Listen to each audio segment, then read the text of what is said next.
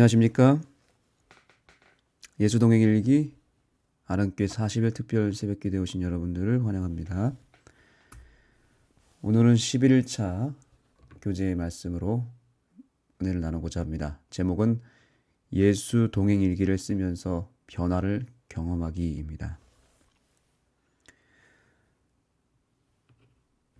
다니엘은 바벨론으로 포로로 잡혀갔을 때에 그곳에서 환관장에게 약 10일을 시험해 보라라고 하는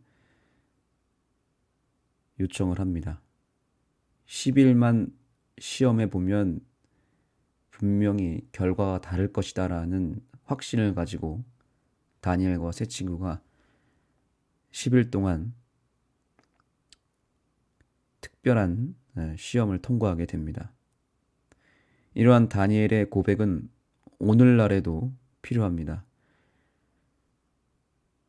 예수 동행 일기를 쓰기 시작한 지 한 10일 정도만 지나기만 해도 어떤 변화가 있을까 기대감을 가지고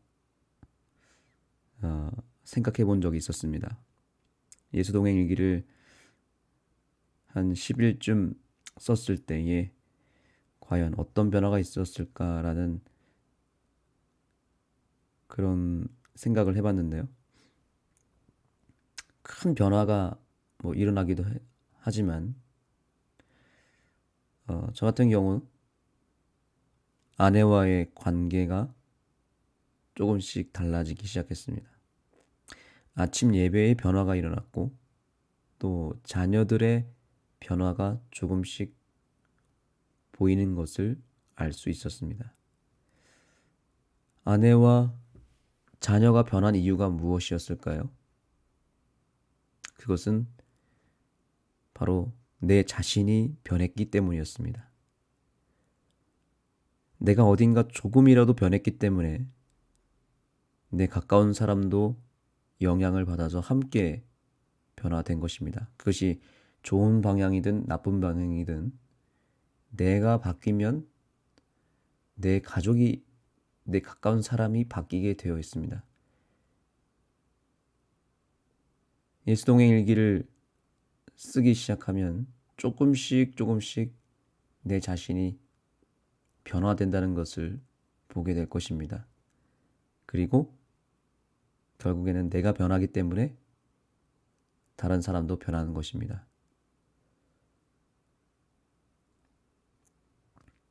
그 독서 모임 가운데 나비 모임이라는 게 있습니다. 나비 모임.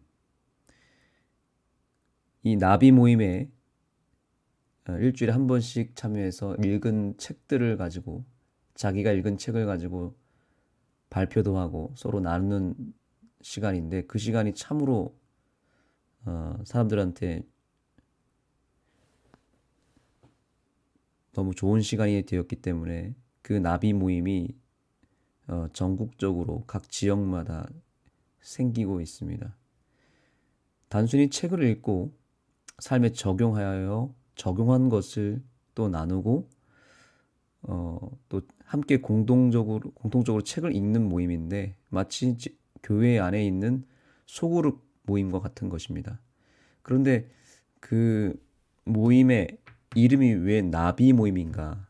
그것은 곤충의 나비를 말하는 게 아니라 나로부터 비롯된다라는 문구의 줄임말이라고 합니다. 나로부터 비롯된다. 그래서 모든 변화와 모든 어떤 개혁과 또 삶의 행복은 결국에는 나로부터 비롯된다라는 뜻에서 나비 모임이라고 명칭을 했다고 합니다. 그래서 그 독서 모임을 통해서 누군가를 변화시키고 누군가의 변화가 일어나기를 기대하기보다는 나 자신이 먼저 변화되는 것, 나 자신이 먼저 변화되면 다른 사람도 변화되고 내가 개혁을 일으키면 세상도 조금씩 바뀔 수 있다라고 하는 그 원리를 기대하면서 매주 모이는 것입니다. 우리도 교회에서 그렇게 말씀을 묵상하기 위해서, 기도하기 위해서, 혹은 이렇게 예수동행 일기를 쓰는 그룹끼리 모여서 나비 모임을 했으면 좋겠습니다. 나로부터 비롯되는 변화를 꿈꾸는 모임, 나비 모임을 진행하시기 바랍니다.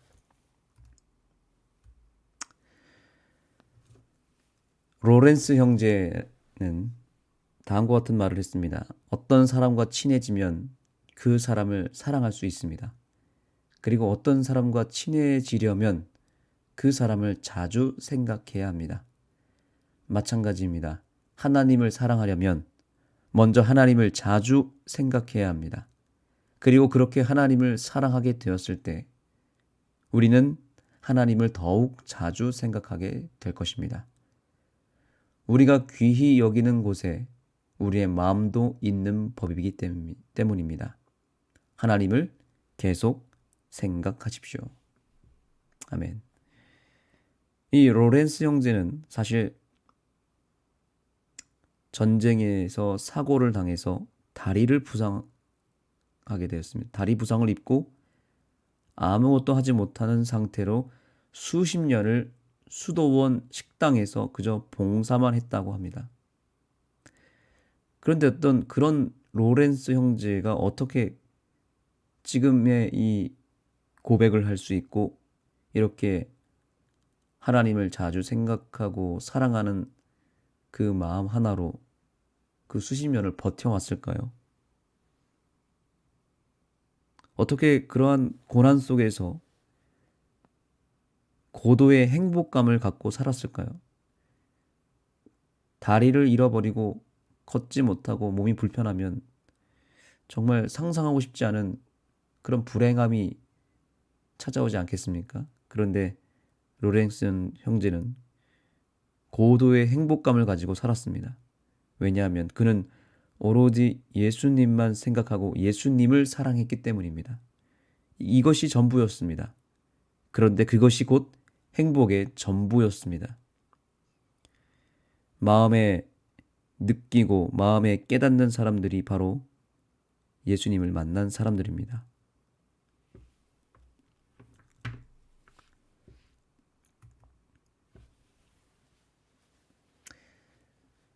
예수 동행 일기를 쓰면 왜 삶이 달라지는가?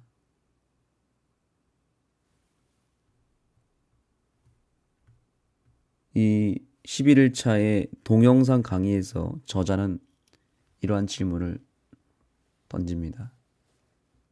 예수 동행 일기를 쓰면 왜 삶이 달라지는가? 예수님이 그전에는 함께 하시지 않았는가? 일기를 쓰기 시작하면서 하나님이 나와 함께 하신다는 것을 항상 인식하다 보니 삶의 태도가 자연스럽게 달라지게 된 것이라고 설명하고 있습니다. 하나님이 함께 한 것은 똑같습니다. 예수님이 늘 우리와 함께 했습니다. 그런데 누가 달라진 것입니까? 내가 그 삶의 태도와 삶의 어떤 패턴이 달라지기 시작하니까 거기서 변화가 생긴 것입니다. 예수님은 한결같이 오늘도 내일도 어제도 태양이 뜨듯이 늘 우리에게 의의 태양으로서 그분의 사랑과 은혜를 비춰주시고 우리를 가까이 해주셨는데 우리가 그러한 하나님의 사랑에 반응하는 것이 달라지기 시작하니까 삶의 태도도 자연스럽게 달라지게 된 것입니다. 그렇다면 예수 동행 일기를 쓰면 무엇이 구체적으로 달라질까요? 저자는 한 3가지로 정리를 했습니다. 첫째는 얼굴 표정부터 달라진다라고 이야기합니다. 그러면서 저자가 우스갯소리로 이런 얘기를 합니다. 예수 동행 일기는 최고의 성형외과입니다 라고 말합니다. 최고의 성형외과이다. 이 성형외과는 돈이 들지도 않습니다. 그리고 비포와 애프터가 아주 확실한 아주 좋은 성형외과입니다. 예수동의 일기를 쓰기 전의 얼굴 표정과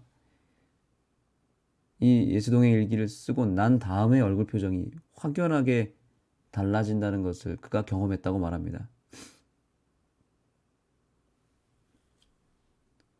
그가 고백하기를 담임 목사인 자기가 먼저 얼굴 표정이 바뀌니까 자기 밑에 부목사들의 얼굴이 바뀌었다고 말합니다. 그리고 심지어 그 부목사들의 얼굴 표정이 바뀌니까 부목사의 사모들과 자녀들의 얼굴까지도 바뀌었다고 고백합니다. 예수님을 우리가 더 가까이에서 만나게 되면 우리의 얼굴이 달라지게 됩니다. 최고의 성형 방법입니다. 빛이 납니다. 그리고 밝아집니다. 내가 밝아지면 내 가족들의 얼굴 표정이 달라지게 되어 있습니다. 그것은 분명한 사실입니다. 우리가 다른 사람의 얼굴을 보며 인상을 찌푸릴 것이 아니라 그저 내가 먼저 웃고 내가 먼저 밝게 인사하고 내가 예수님의 그 놀라운 사랑 안에서 얼굴 표정이 바뀐 모습으로 나아간다면 어두웠던 사람들의 얼굴도 나로 인해서 바뀌게 되어 있는 것입니다. 두 번째 달라지는 것은 공동체의 분위기가 달라진다는 것입니다. 이것도 분명한 사실이겠죠. 내가 달라지면 공동체도 같이 그 분위기가 달라지게 됩니다. 마지막 세 번째는 사람들의 시선보다 하나님의 시선을 먼저 생각하게 된다는 것입니다. 바리새인적 신앙을 우리가 종종 하게 됩니다. 그것은 어떤 신앙이냐면 사람들을 의식하는 신앙입니다. 저도 목사인지라 사람들의 시선이 늘 신경이 쓰이고 또 사람들이 평가하는 그 이미지와 그 판단이 목사에게는 참으로 중요한 것이라고 늘 생각했습니다. 목사의 이미지가 어떤 이미지인가에 따라서 그것이 금방 소문으로 나가고 그래서 저 목사는 어떻다라는 판단이 이미 사람들 사이에서 교회 안에서 금방 나타나기 때문에 저는 늘상 사람들의 시선을 먼저 생각했던 그런 바리새인적 신앙을 했던 목회자이기도 합니다. 그러나 이러한 신앙은 참으로 위험하고 또 병든 신앙이라는 것을 깨닫게 됩니다. 예수동의 일기를 쓰게 되면 하나님의 시선을 먼저 생각하게 되기 때문에 이 바리새인적 신앙이 사라지면서 사람을 의식하기보다는 하나님을 의식하게 됩니다. 예전에는 사람들의 비난과 공격이 두렵고 사람들이 싫어해서 하지 못했던 것을 하나님의 뜻이라면 그것을 당연히 짊어져야 할 십자가로 생각하고 비난을 무릅쓰고 진행하게 됩니다. 사람의 뜻보다 하나님의 뜻이 더 중요하기 때문입니다.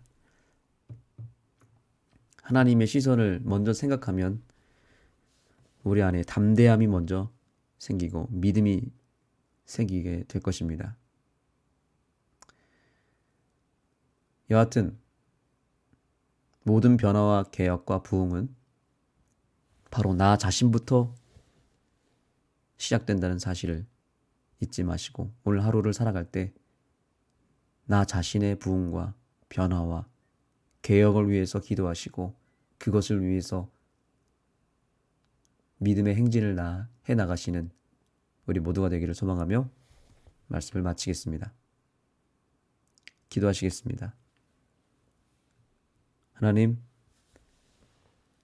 모든 것이 나로부터 시작된다는 것을 기억하게 하여 주옵소서.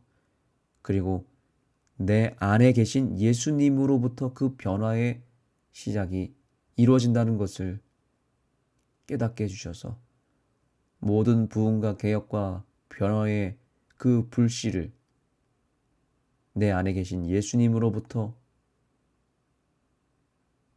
시작해서 진정한 부흥과 개혁을 이루는 우리 모두가 되게 하여 주시옵소서. 오늘도 내 삶에 작지만 분명한 변화를 이루는 조금이라도 부흥하고 회복되고 변화되는 이 하루가 되게 하여 주시옵소서. 예수님의 이름으로 간절히 기도드립니다.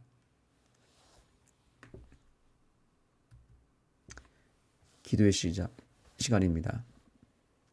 첫 번째는 나로부터 시작되는 부흥의 원리에 서로 먼저 도전하는 안흥교회 그리고 우리 모든 교회가 되도록 기도하시기 바랍니다. 두 번째는 안흥교회 헌당 예배를 위해서 기도하겠습니다. 이 헌당 예배를 통해서 하나님께는 영광을, 이웃에게는 사랑을 더욱 돌려드리기를 간구하시기 바랍니다. 세 번째로 다음 주부터 있을 연말 기도주의를 위하여 기도하시고요. 특별히 강사로 수고하시게 될 윤상동 목사님을 위하여 기도하시기 바랍니다. 최근에 몇 통의 전화를 받았습니다. 우리가 지역의 전화번호부로 광고지를 넣어서 지금 안흥지역 전체에다가 전면 광고를 내었죠. 그 광고지를 보고 최근에 몇 사람이 연락을 하셨습니다. 그래서 교회에 한번 오고 싶다라는 내용의 전화였습니다. 그리고 어떤 사람은 내가 다리가 좀 불편하기 때문에 방문을 좀 오면 좋겠다라는 요청도 있었습니다. 지역 광고지를 통해서 우리 재림교회의 여러 핵심적인 가치를 우리가 증거하고 있습니다. 그 광고지를 보고 마음이 열려서 우리 교회로 오는 영혼들이 많이 생길 수 있도록 기도하시고 또 연락하는 사람들이 좋은 섭리가 되어서 또 하나님께로 연결되는 그런 계기가 되도록 기도해 주시면 감사하겠습니다. 여러분의 개인적인 기도 제목과 함께 기도하시겠습니다.